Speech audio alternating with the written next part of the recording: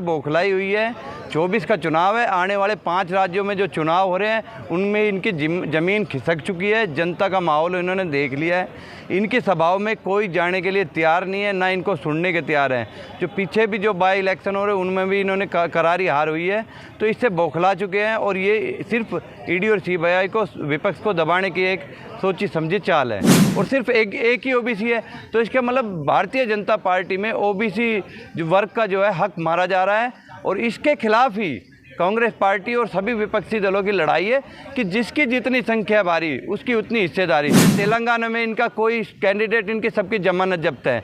मध्य प्रदेश कहीं है नहीं, वहाँ कमलनाथ एक तरफा आ रहे हैं। जो कर्नाटका में हुआ मध्य प्रदेश में, हमारी छत्तीसगढ़ सरकार में जो काम किए हैं, जो ओपीएस लागू किया है, जो गरीबों के लिए योजनाएं लाएँ, उससे खुश है। आप बताइए राजस्थान में चले जाइए, राजस्थान में जो अशोक गहलोत की उनकी सरकार ने कितने गरीबों के लिए, टीवी अखबार कौन से, ये सब सर्वे है। ये जो गोदी मीडिया उनको छोड़ के जो सर्वे हैं उनमें आप किसी में देख लीजिए, सोशल मीडिया पे जो सर्वे चल रहे हैं वो अंदरूनी सर्वे सारे यही कह रहे हैं। और जब चुनाव के रिजल्ट आएंगे दिसंबर में, जब आप देख लेना जो कर्नाटका में और हिमाचल में इनके हालात हुए हैं वही हालात अब इनके इन 5 राज्यों के। 2024 का चुनाव नज़दीक है और एक एक करके हर जगह जो इनके पक्ष में आ जाता है, जैसे महाराष्ट्र में आए अजीत पवार, जब उनके पक्ष में आ गए तो उनके खिलाफ ये कार्रवाई रोक देती है। अब कोर्ट भी संज्ञान ले रहा है, उसके बाद अब ये इनका ही अधिकारी का बयान है, इसके बाद कोई कार्रवाई नहीं होगी। कितनी विपक्ष के नेताओं पे कार्रवाई और कितने लोगों पे इन्होंने आके रिजल्ट दिया है, एक भी नेता का बता दीजिए जिस पे ये मेरिट पे गए हैं। लेकिन जो इनके खिलाफ संसद में आवाज़ उठाता है, जो सड़क पे आवाज़ उठाता है, उसी के खिलाफ ईडी सीबीआई की कार्रवाई थी। क्यों एक सारे सत्ता के लोग, नेता जो दूध के धुले हैं, क्या उन पे किसी पे कार्रवाई नहीं होती है? तो ये कह, ये 24 के लिए सारी तैयारी हो रही है। जो इनके साथ आ रहा है उसके खिलाफ कोई कार्रवाई नहीं हो रही है, और जो इनके आंखें दिखा रहा है, जो सच के साथ और जो 24 में इनके सामने सीना तान के खड़ा है, उनके खिलाफ लगातार सीबीआई और ईडी के भ्रष्टाचार पे सब पे बराबर कार्रवाई होनी चाहिए। इन्होंने 2 चश्मे नहीं लगाने चाहिए, जब विपक्ष के लिए अलग होना चाहिए और सत्ता के लिए अलग है, ये नहीं होना चाहिए। लेकिन सरकार बौखलाई हुई है। 24 का चुनाव है, आने वाले 5 राज्यों में जो चुनाव हो रहे हैं उनमें इनकी ज़मीन खिसक चुकी है। जनता का माहौल इन्होंने देख लिया है। इनकी सभाओं में कोई जाने के लिए तैयार नहीं है, ना इनको सुनने के तैयार हैं। जो पीछे भी जो बाई इलेक्शन हो रहे हैं उनमें भी इन्होंने करारी हार हुई है, तो इससे बौखला चुके हैं। और ये सिर्फ ईडी और सीबीआई को, विपक्ष को दबाने की एक सोची समझी चाल है। कानून कर रहा, हम तो ये कह रहे कानून कार्रवाई करे, लेकिन आप बताइए संजय सिंह इतने दिन से जेल में है, अब सिसोदिया जी जेल में है, उन पे कोई एक सबूत नहीं पाया गया है। जज का भी कल बयान आया है कि उनके खिलाफ कोई मतलब सबूत नहीं है। हम कह रहे हैं अगर उनके खिलाफ कोई सबूत है तो हम कह रहे हैं अगर उन्होंने किया है, खुद कांग्रेस पार्टी की सरकार ने एलजी को इसमें शराब घोटाले की जांच के लिए दिया था। हम आज भी उस पे अडिग है कि जो भी इस शराब घोटाले में लिप्त है उसके खिलाफ कार्रवाई कीजिए। बेवजह विपक्ष के नेताओं को परेशान नहीं किया जाना चाहिए। जो इसमें सम्मिलित हैं, जो बड़े बड़े व्यापारी थे उनको तो छोड़ दिया गया, और जो मतलब बेगुनाह है उनको ज़बरदस्ती फंसाया जा रहा है। तो सरकार की नीयत इसमें साफ दिख रही है कि विपक्ष को किसी न किसी तरह सताया जाए। और आने वाले 24 में जो है इनका, हम शुरुआत से यही बात कह रहे हैं, जिसकी जितनी संख्या भारी उसकी उतनी हिस्सेदारी।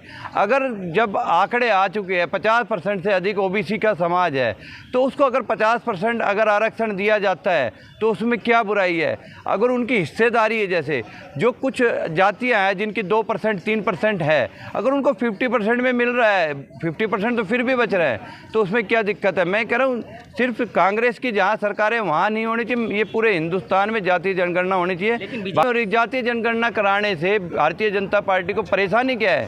साफ हो जाएगा, जब जनगणना होगी पता चल जाएगा किसकी ओबीसी है। ओबीसी है तो उनको यही तो कह रहे हैं ना, खुद ओबीसी है, लेकिन उनकी पार्टी में कल राहुल जी ने बताया 10 मुख्यमंत्री हैं और सिर्फ एक ही ओबीसी है। तो इसका मतलब भारतीय जनता पार्टी में ओबीसी वर्ग का जो है हक मारा जा रहा है। और इसके खिलाफ ही कांग्रेस पार्टी और सभी विपक्षी दलों की लड़ाई है कि जिसकी जितनी संख्या भारी उसकी उतनी हिस्सेदारी। तो ओबीसी वर्ग को अपना हिस्सा मिलना चाहिए। मैं खुद एक ओबीसी वर्ग से आता हूं, तो जब हमें हमारा हिस्सा छीना जाता है, हक छीना जाता है, तो हमें दर्द होता है। तो हम अपने हक की आवाज़ उठा रहे हैं। और जो कांग्रेस पार्टी, अगर मैं भारतीय जनता पार्टी में भी होता तो भी मेरी यही आवाज़ होती कि ओबीसी वर्ग को अपना हिस्सा मिले। मुख्यमंत्री बताइए कितने मुख्यमंत्री उनके ओबीसी है? कांग्रेस पार्टी के 4 मुख्यमंत्री, 4 में से 3 मुख्यमंत्री ओबीसी वर्ग से है। तो आंकड़े साफ कीजिए ना, कितने मतलब संसद में सेक्रेटरीट है कितने ओबीसी वर्ग के हैं? आप कितने मंत्री बना रहे, कैबिनेट मिनिस्टर ओबीसी वर्ग के बनाए? आप डाटा पेश कीजिए। राहुल गांधी ने संसद में भी कहा है कि बताइए ना कितने सेक्रेटरी है, चीफ सेक्रेटरी कितने ओबीसी वर्ग से है। तो उनका डाटा आना चाहिए। और जितनी मैं कह रहा हूँ जनसंख्या अगर ओबीसी वर्ग की 50% से अधिक है तो उनको हिस्सेदारी का, और जुडिशरी में भी हिस्सेदारी मिलनी चाहिए। जब अगर ये नहीं होना चाहिए जो जज ही अपॉइंट करे, वो जिसकी अगर ओबीसी वर्ग की ज़्यादा जनसंख्या तो वहाँ पे जुडिशरी में भी। बताइए, मोदी सरकार तो पहले दिन से माइनॉरिटी के हक मारने पे लगी हुई है। ये हर स्टेट में जाके लड़ाने का काम करती है माइनॉरिटी के हक के। वो कह रही है कि इनके देश के किसी भी संसाधनों पे कोई हक नहीं है।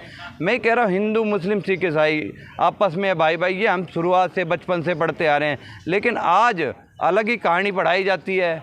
आज आप देखिए किस तरह से पंजाब में हिंदू वर्सेस सिख कर दिया, कभी मुस्लिम वर्सेस सिख कर देते हैं, कभी ईसाई वर्सेस सिख वो कर देते हैं। तो जातियों को, धर्मों को लड़ाना ये भारतीय जनता पार्टी के एक सिलेबस में है। इन्होंने 24 में इसी तर्ज पे अपना चुनाव लड़ना है।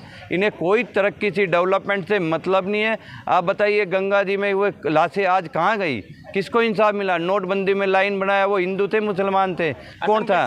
इनकी दोहरा चाल चरित्र चेहरा है। इनके प्रधानमंत्री कुछ कहते हैं, मक्का मदीना जाते हैं, पाकिस्तान में बिरयानी खा के आते हैं। इन्हीं के जो नीचे नेता होते हैं वो अलग बयानबाजी करते रहते हैं। रमेश बुदुड़ी कुछ कहता है, सम के अलग बात करते हैं। तो इस पार्टी के नेता प्रभारी बना दिए गए। तो मैं वही तो कह रहा हूँ, जो जितना मतलब माइनॉरिटी के खिलाफ बोलेगा उसकी उतनी तरक्की। ये 24 की सोची समझी चाल है कि आप एक छोटी कम्युनिटी को, माइनॉरिटी को जितना उसके अधिक सरकार से, अंधी बहरी गूंगी सरकार से न्याय और इंसाफ की मांग करना बेमानी है। मैं खुद रमेश बिदुड़ी के संसदीय क्षेत्र से आता हूँ। आप अगले आने वाले 24 के चुनाव में देख लेना, ओबीसी है, लेकिन उनके जो कृत्य हैं, जब आप क्षेत्र में जाके पूछिए ना, उसका कोई कार्यकर्ता खुद है ना क्षेत्र में आप बता दीजिए उन्होंने एक ईंट लगाने का काम किया हो। तो कोई क्षेत्र में काम नहीं किया, अपने ही कार्यकर्ताओं से बदतमीजी से बात करते हैं। लेकिन बीजेपी की ये शैली है, जो जितना बदतमीज होगा, जो जितना गंदा बोलेगा माइनॉरिटी के। बैठ गई थी ना, आज फैसला आना है, क्या लगता है हमें? मैं कह रहा हूँ जांच, भारतीय जनता पार्टी की जांच से हमें कोई भरोसा नहीं है। 2024 का चुनाव आने वाला है, उसमें साफ हो जाएगा बिदुड़ी का और भारतीय जनता पार्टी का कितने पानी में, क्योंकि देश बेरोजगारी, भ्रष्टाचार और महंगाई से लड़ रहा है। आने वाला 24 का चुनाव जो होगा, इन्हीं पार बीजेपी, ये तो वक्त बताएगा 400 पार होगी या 100 भी पार नहीं कर पाएगी। क्योंकि जनता अगर बेरोजगारी, महंगाई, भ्रष्टाचार पे वोट होगा तो इनके नेताओं की जमानत जब्त होगी। क्यों केंद्रीय मंत्रियों को मध्य प्रदेश में विधानसभा लड़ाना पड़ रहा है? अब जो विधानसभा लड़ते हैं वो क्या सरपंची के चुनाव लड़ेंगे? तो इनकी हालत ये हो गई कि केंद्रीय मंत्रियों को एक मतलब विधायक का चुनाव लड़ाना पड़ रहा है। तो इनकी जो मास्टर स्ट्रोक है मोदी जी, मास्टर स्ट्रोक तो पता चल जाएगा। मध्य प्रदेश में जो अभी पहली लिस्ट जारी हुई है, सारे दागी नेताओं की लिस्ट जारी है। इससे पता चलता है कि दागी नेताओं को ही वापस उतारा गया और इनकी सबकी जमानत जब्त है। मध्य प्रदेश का जिस दिन चुनाव आएगा, मैं आपके सामने खड़ा हुआ, इनकी तारीख का ऐलान हो गया। चुनाव का तारीख का ऐलान हुआ। मध्य प्रदेश में क्या 5 स्टेट में जो अब सर्वे आ रहे हैं, 5 स्टेट में ये 5-0 से हार रहे हैं। बताइए क्या है सर्वे में? सर्वे में 5 स्टेट आ रहे हैं। तेलंगाना में इनका कोई कैंडिडेट, इनकी सबकी जमानत जब्त है। मध्य प्रदेश कहीं है नहीं, वहाँ कमलनाथ एक तरफा आ रहे हैं। जो कर्नाटका में हुआ वो मध्य प्रदेश में। हमारी छत्तीसगढ़ सरकार में जो काम किए हैं, जो ओपीएस लागू किया है, जो गरीबों के लिए योजनाएं लाएँ, उससे खुश है। आप बताइए राजस्थान में चले जाइए, राजस्थान में जो अशोक गहलोत की उनकी सरकार ने कितने गरीबों के लिए।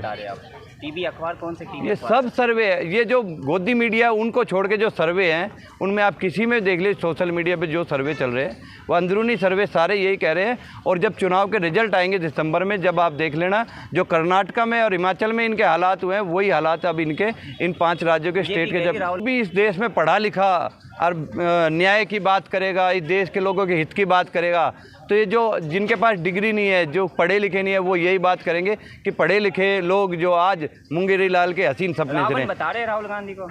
देखो आज ये कलयुग में हो रहा है, जो राम थे वो रावण बने बैठे हैं और जो रावण है वो राम बने बैठे हैं। उल्टा हो रहा है। जो काम लोगों को लड़ाने का, देश में आग लगाने का काम कर रहे हैं, सच्चाई को दबाने का काम कर रहे हैं, वो तो आज राम बने बैठे हैं। और जो देश में जो कन्याकुमारी से कश्मीर तक देश जोड़ने की बात कर रहे हैं, मोहब्बत की बात कर रहे हैं, वो आज रावण हो गए। लेकिन 24 का चुनाव जो होगा वो देश बता देगा कौन रावण है कौन राम है। जो देश के लाल किले पे तिरंगा झंडा फहराएगा वही राम होगा। और देश को एक युवा और नया प्रधानमंत्री चाहिए, क्योंकि 10 साल में इस प्रधानमंत्री से छिक चुके लोग, क्योंकि जो जुमले जो इन्होंने छोड़े थे वो लोगों के जनता के सामने है। महंगाई, बेरोजगारी, भ्रष्टाचार से जनता त्रस्त है। वो